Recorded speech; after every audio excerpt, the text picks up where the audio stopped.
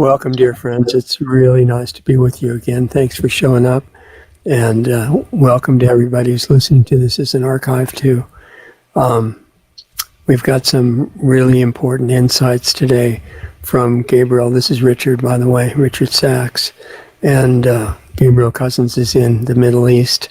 And he's got some insights into what's actually going on there that we might not hear clearly from the mainstream media or a lot of other sources that are government connected. And so this insight is important for knowing how to bring about peace in the planet.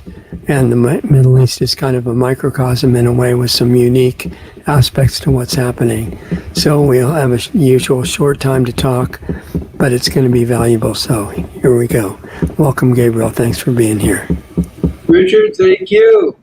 And blessings and love to everyone. And we say shalom, shalom, shalom. Om Takiasin to all my relations, Native American.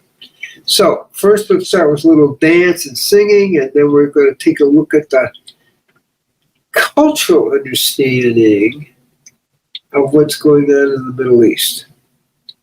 Like, why is it that people in Syria, the Arab Muslims in Syria, are celebrating that Nasrallah has been assassinated? And even in Tehran, why are they celebrating? That doesn't make any sense. I thought there was a war between Israel and all the Arab states. I'm saying we're going to kind of address those issues and maybe get to a deeper layer of understanding what's going on in people. Okay, but first we'll dance. Dance for a little spiritual joy, and we'll meditate. And for just a minute or two, here we go. Yes.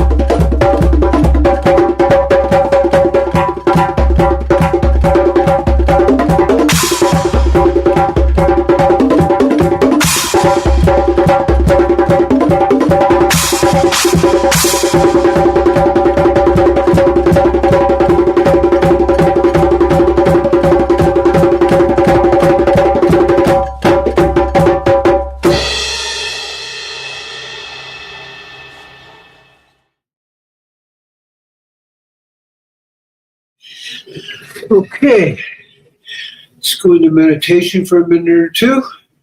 Just focus on my eyes.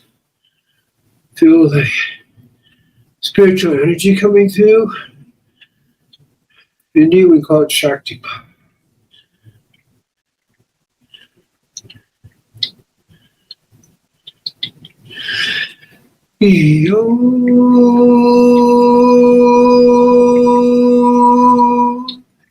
And now into meditation for a minute or two.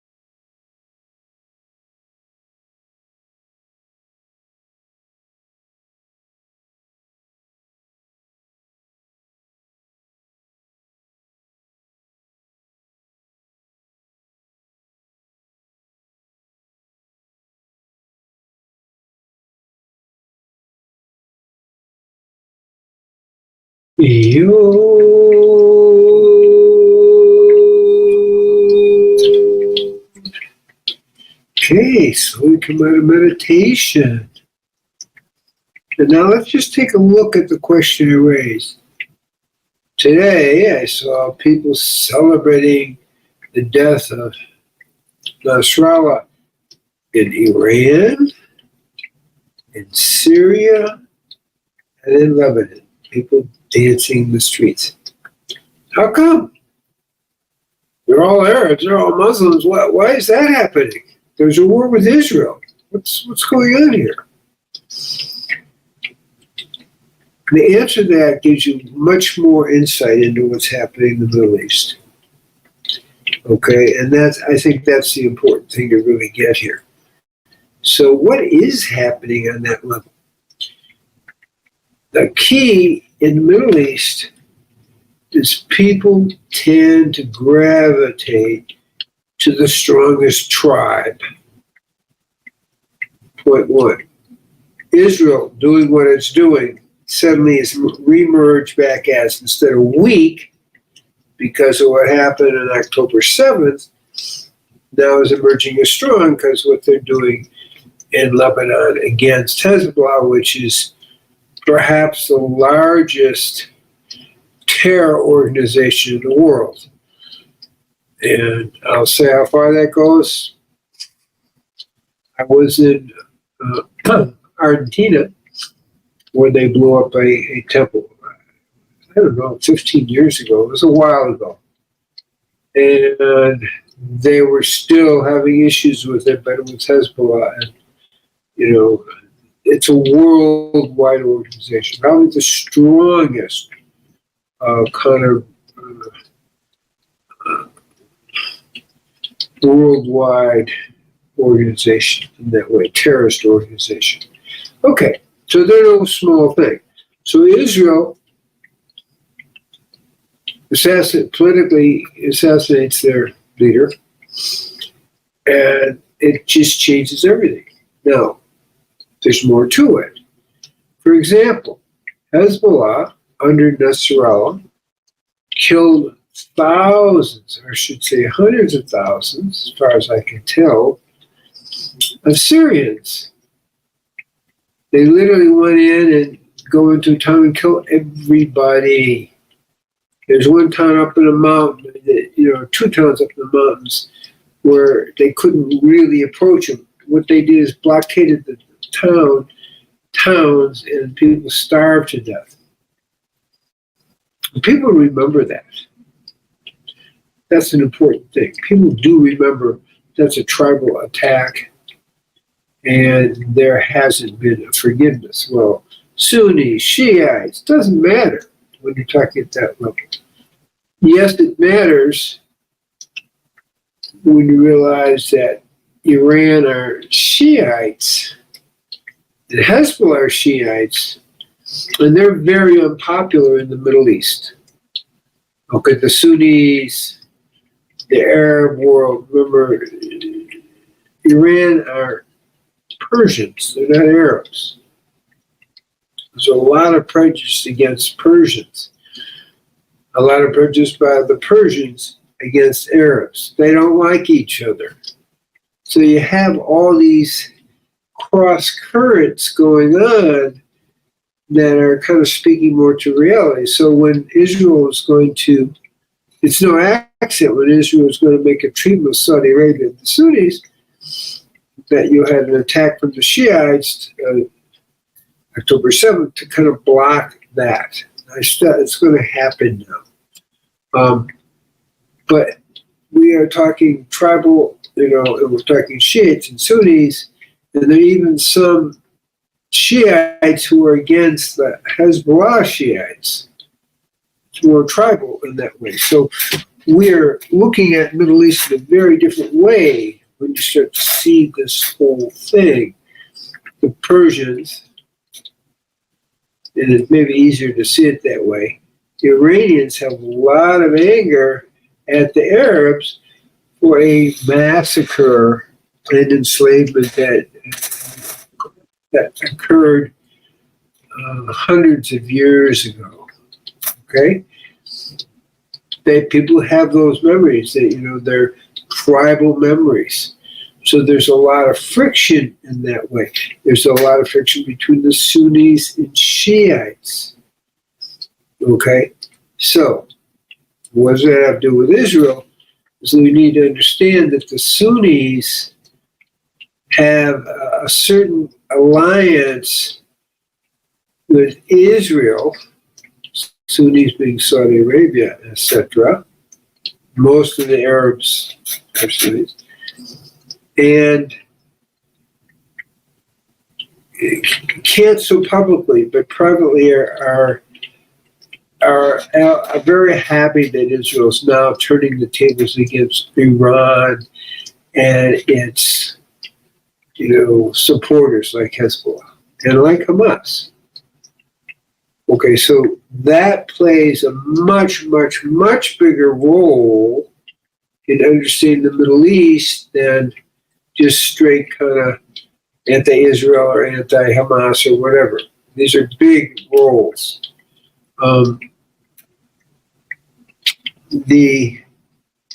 Another issue, again, with ego and pride being very important in the politics, is Hamas went and attacked Israel without organizing it with Iran. And that really angered the Iranians. But it's also Hamas are Shiites, okay? But they're Arabs. The Iranians are Shiites, but they're Persians. So you got two variables going on here. And so they haven't had that support from Iran. I mean, yes, when Biden gave, I don't know, the last 20 million or so, he gave 36 million that he gave to Iran, billion that he gave to Iran. Some of that flow did go to Hamas as support, like 6 billion went to Hamas. This is after October 7th, where Biden's still giving money to, Iran. And they did give money to Hamas. Okay, so all these issues are playing out in the midst of a, quote, Israel war. But again, the allegiances change according to who's also strongest. So we may be looking at an alliance between Saudi Arabia and Israel as it was happening before that first attack, October 7th. Things are shifting, but they're tribal shiftings. Okay? And even though we have Muslims, we have Sunnis, and we have Shiites, they don't get really, they fight each other very strongly. So it would be safe to say, in general, that the Sunni Muslims tend to align with Israel against the Shiite Muslims, particularly if they're from Iran. So you can see the play of the tribal plays going on in this whole process. And again, we have the strongest, and people will ally with that because they feel they get some protection. I don't think it's any secret that the U.S. doesn't understand this, number one, and so you can't count on them.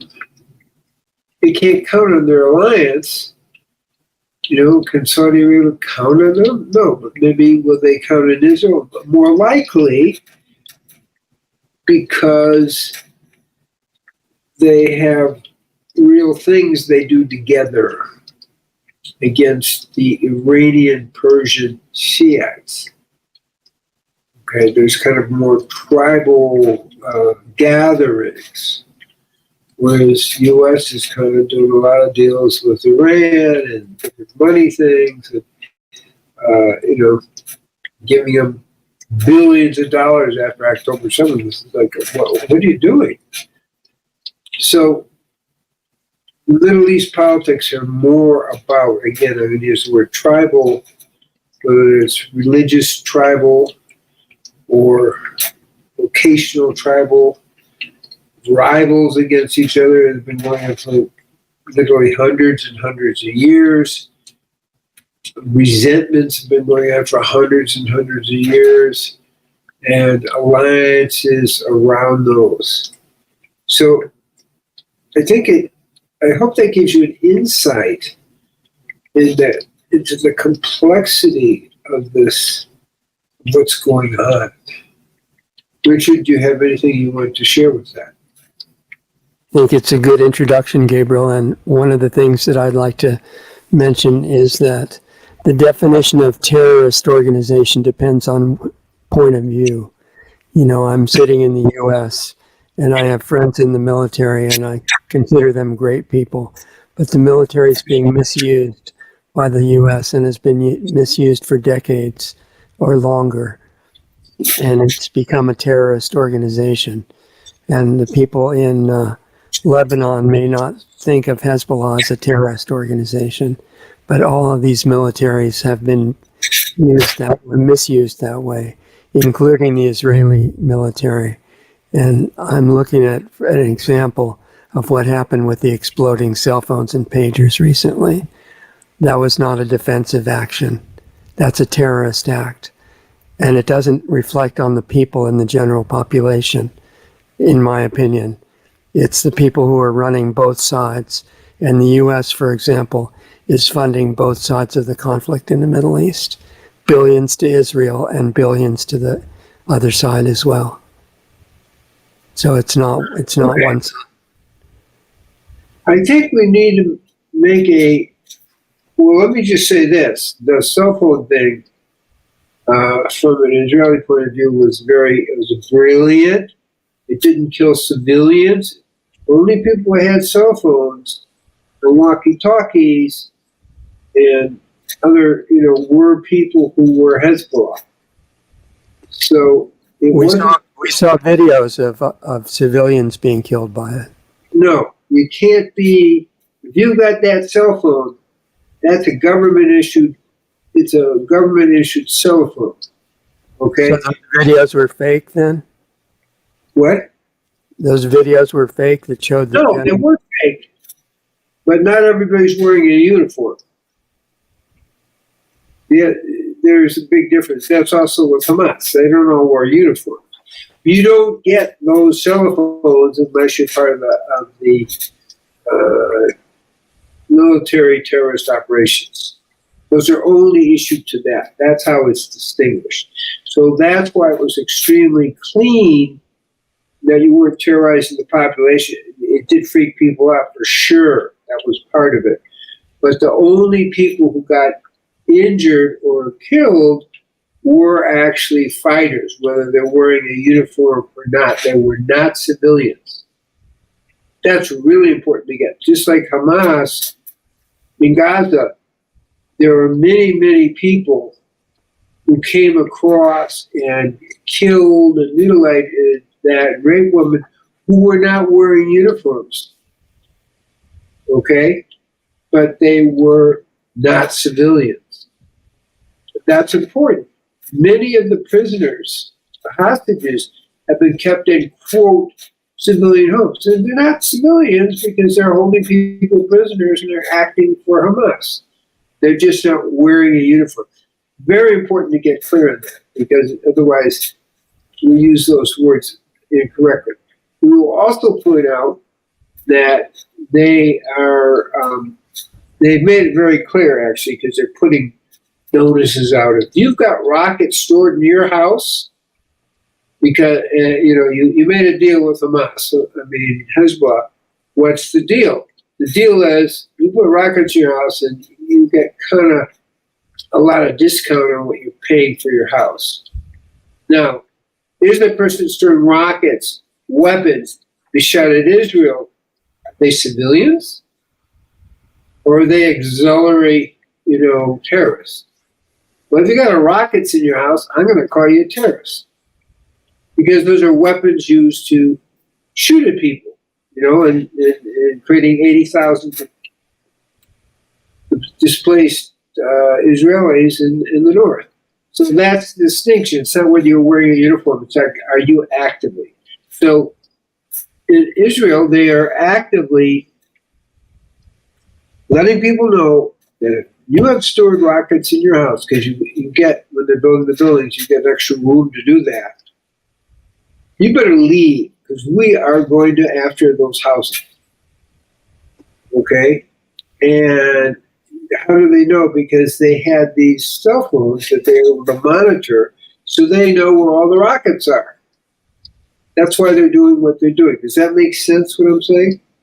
Yeah, I just got different information that the cell phones, or the pagers to be specific, were not only in the hands of the government people, they were also in the hands of some civilians. And No, if that's not true, it changes the story. right. It's really not true. It's Okay. only issued to government people. Okay? And And that was because they're at war and they're cooperating, and that's how they know where the rockets are stored, because those people in those houses are part of the ununiformed terrorists versus the uniformed terrorists. right now, they don't see themselves as terrorists, though, I would imagine. Well, I think they do. I would say Hamas in Gaza, they do. They're identified with Hamas, even though they're not wearing a uniform. And it's hard. It's hard because people come in and they're not wearing uniforms, suddenly they start shooting at you. That makes it really difficult. Okay? Because they're not wearing a uniform. Right. So you have to use other ways of kind of identifying. And the same thing, you got rockets in your house. Yeah, you're not wearing a uniform, but you are participating as a terrorist by storing these, equipment like rockets. But that's how it isn't, black and white. That's too easy for the Middle East. It's these subtleties. But you didn't get a walkie-talkie or a pager or a cell phone because only their cell phones had that, high explosives in it. I think the same mentality was used to justify what was done to the people in Gaza too, that they were all involved. So killing. And we would say, according to the polls, 90% of the people in Gaza were very much in favor in celebrating October 7th. That seems to be the case. And, really participated in it at different levels of participation. Yeah. And again, the independently acquired videos of what happened in Gaza, to me, I don't see any way to justify it at all. It looks like terrorism to me by the Israeli forces. So I heard somebody today talking about it, kind of a historian, and he said, is in World War II, when the Allies attacked Berlin and bombed, is that terrorized? When they bombed different Germans, was that terrorism at the point of the Allies? Yeah, the whole war was completely unnecessary. Hitler That's was. Not the point. That's not the point. Yeah, it was terror. Are the Allies in bombing Berlin? Are they terrorists? Yes, absolutely. Okay, by that definition, both sides are terrorists. That's right. That's what I see. Okay. I don't think the kid who dies cares what the justification is. Okay. But in terms of legal definition, I think that what you're saying is all war is bad. I agree. Okay? And what the Bible says is somebody comes to kill you, it is your moral obligation. I'm going to use the word moral obligation to get up and kill them first because you are on an obligation to preserve your own life. Yeah, I don't see anything wrong with that. That's different than bombing Berlin. No, not when you have a war going on and the Nazis' approach was to kill and destroy, all the other nations around or conquer really the whole world. They were the idiot puppets controlled by the bankers. But they cooperated. See, you don't get an excuse for being dumb. Yeah, I'm not excusing anything. I'm looking at solutions. Solution is waking up to see our oneness in humanity. We aren't going to get to that solution until people stop, until there's some level of peace to evolve. The seeds predicted by spring 2025, we would begin a 75-year process towards 1,000 years of peace. So I think we're close to that. I think this war and also the war in Ukraine, which is killing many more thousands of people. It's pretty scary what's going on in Ukraine. Right. Are very good medicine for waking up. But right now, see, you got to understand, like, Lebanon is literally walking distance from where I live. It would take me a day to get there. Half a day. It's very close. Right. And so, I can easily drive to Golden Heights in an hour and a half. You understand what I'm saying? Things are very close. Judea and Samaria are half hour, literally, or 45 minutes from the Ben Gurion airport. Things are very close, so it's not so easy to oh, well, everybody's a terrorist. You know, you have to be able to defend yourself. Yeah. And you don't have a lot of time to defend yourself when you see what's happening. That's part of what's going on. Now, I'm saying that in the long run, there has to be something at a higher level, because just defending yourself against endless attacks is not going to be a solution. Correct. And that's why we want people to meditate and pray and kind of create a universal field of peace. That's why we talk about the World Healing Meditation, which we do on Sundays, 6:30, 6:20 Israel time, because that is the solution, period. Yeah, You because have to see their oneness. You can't get beyond that. you need a way to wake up the ones you think are the bad guys, and it can't be done by debate. Right. I mean, there's this classic in World War One, I think. It was Christmas. Yes, that was a beautiful example of what's possible. Yeah. And everybody came out of the trenches and gave each other gifts and things. Then went back and started shooting each other again. But there was, hey, let's celebrate Christmas even for an hour. We need a break here. And the only reason they started shooting each other again was because the officers above them got ordered to do that, and they were not allowed to have peace. So I think all what's going on is pointing, it's so bad, it's pointing us in that direction. Which is, Because you're saying at some point people won't be able to stand it anymore. no, I'm saying at some point people will see their oneness. Okay?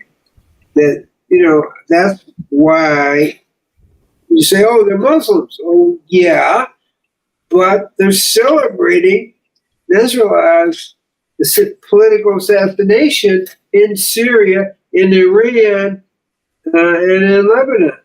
How's that possible? Because they see a bigger picture already. They see alliances. And from alliances, you can build some levels of peace. And it makes it harder when the U.S. is feeding, monetarily both sides and almost stimulating this constant war. It does make it harder. A lot of it seems to be stemming from misidentification, because who we really are is not the roles that people are playing. Oh, for sure. That's another level of spiritual awareness, okay? Right. For sure, we're not our bodies, we're not our genders, we're not, all those things about, gender identity and all that, they and thee, and, no, we're prior to all of that. Right. But the first step is just to see allies coming together, and from that, alliances begin to work towards peace, because war is so negative, so self-defeating. Nobody wins. That's a consciousness issue as well. People there's been efforts to control morality with religion, telling people, you better be moral or God's going to smite you, and throw you into hell or something like that. And it never works in the long run because people obey for a while out of fear, and then they divert and start being immoral again. And over this happens. But when consciousness changes, you don't have that problem. Even if people are illiterate and can't read what they're supposed to do, they know by how it feels. I totally agree with you. And that's where it needs to go. And as I say, the seeing, prophecy is that process will more actively begin in 2025. So we're close to the beginning of that process, starting a 75-year transition into 1,000 years of peace, which is, of course, very good. I want to put in a petition to make it faster. Why not? Yeah. Is there some kind of law that it has to take 75 years? No, it's just prophecy. Prophecy, unfortunately, is pretty accurate. So we could negotiate giving all the credit to the prophet and saying, we'll make you the best prophet in the universe, but let's do it in 6 months. Yeah, that'd be great. It could happen. You can have the credit. They don't make an exact time. I'm just saying there's a transition period. And that transition period to 1,000 years of peace, that begins in spring 2025. So that's the good news. So how long the transition is, that depends on the players and the shift in consciousness. Right. So you're optimistic overall at this point. I'm very optimistic. I mean, I'm not saying there isn't bombs being dropped there where we live, and we're told we can't go to the beaches, and on and on. People a little bit north are kind of big, my assistant, she's now moving, she and her family, she's pregnant, moving back, a little bit closer to me to be moving to her parents' home. It's not the most convenient, let's put it that way. But it's all going to pass. They can't keep this up for too long, and the futility of it becomes more and more obvious. Right.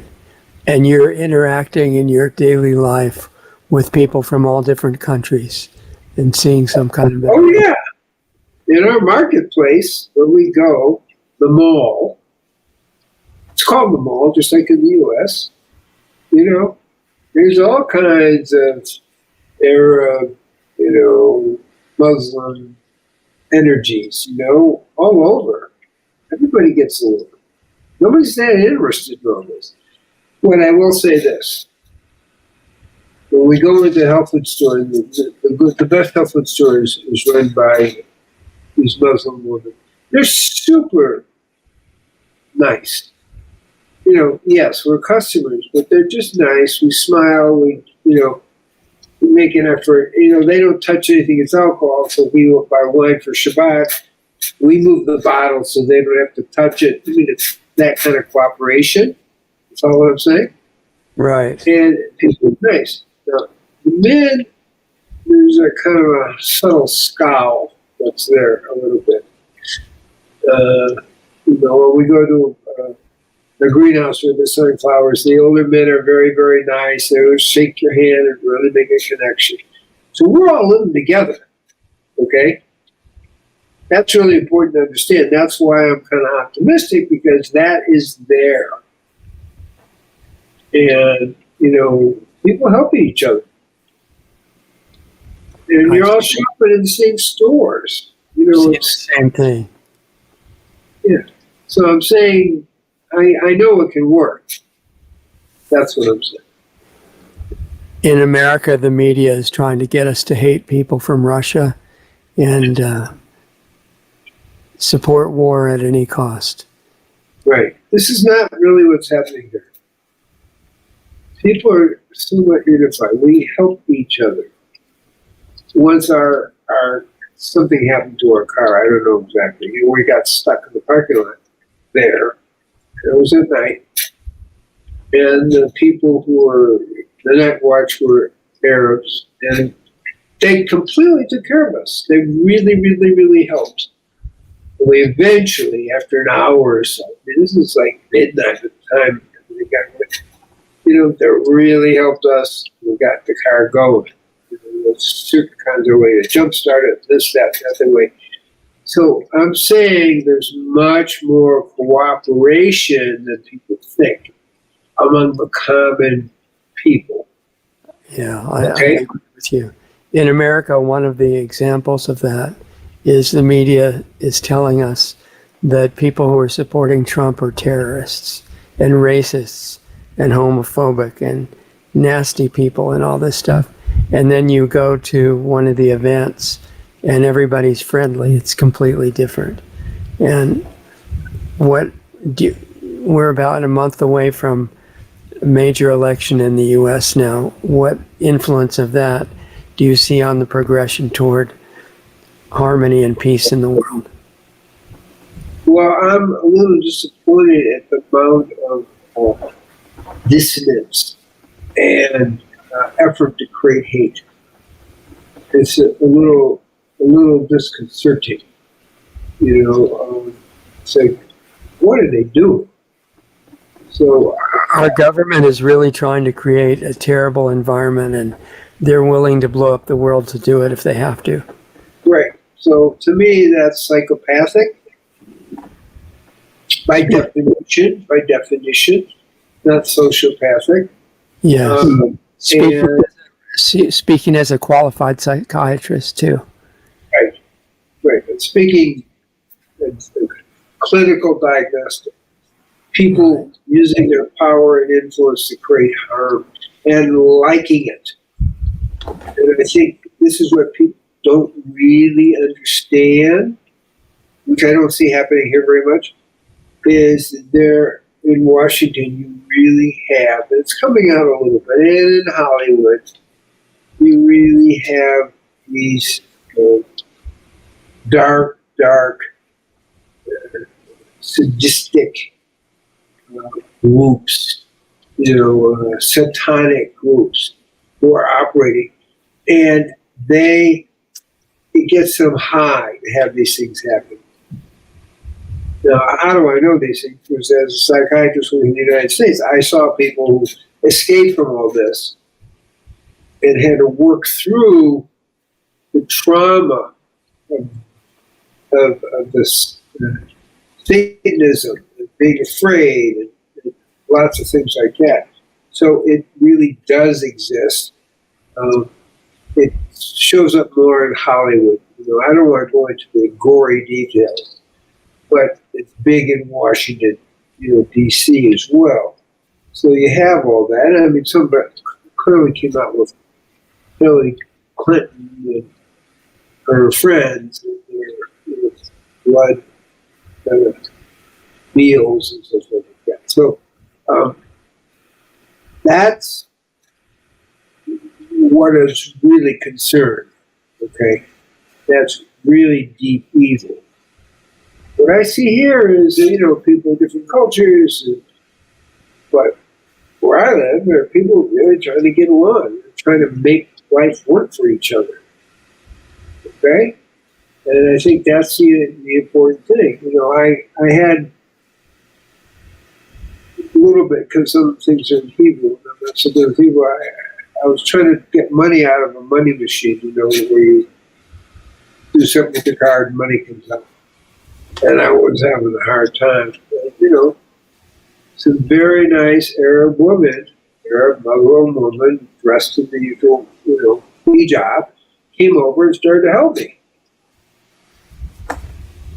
Now, And that's she knows who you are and that you're a rabbi. Well, I don't have a sign saying I'm a rabbi. I'm obviously a white Israeli, right? That's pretty good. And I'm a tourist, and I don't know what I'm doing. That's what she knows. Right. Okay. It's pretty obvious who's who, and that. and they were helping me. We got it worked out. We got it figured out. It's wonderful. That's an example of somebody going beyond religion, because I've read the Islamic scriptures, and they say you can't be friends with any non-Muslim, period. Right. And she's going beyond that. Yeah. It was good. But there were several helping. And that's happened a few times. Right. So it isn't the common people who aren't involved in, psychopathic thinking, like, well, let's create a war so we can win the election.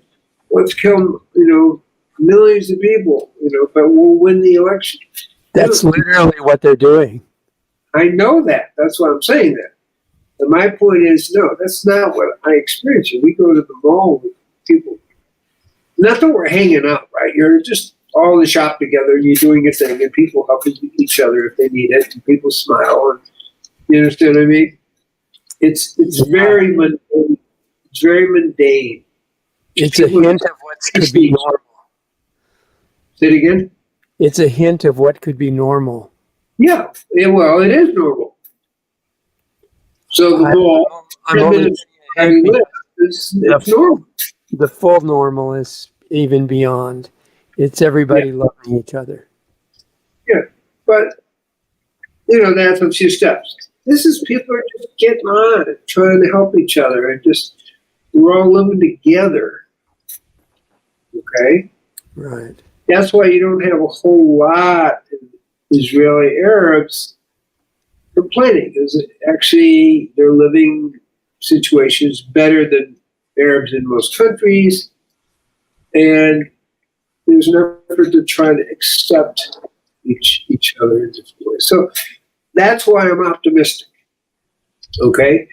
If we get the psychopaths out of control, I think the more common, regular people can begin to lead the world in a good way. That's what I'm trying to say. Psychopaths can wake up. And you gave an example of one person being deprogrammed, escaping the system. That means other ones Not one person, it's more than one person. I gave, I mentioned one, but no, I'm talking about, way more than one person. Right. And they're terrified and they're scared. It's like, whoa. But, so I'm optimistic for that reason.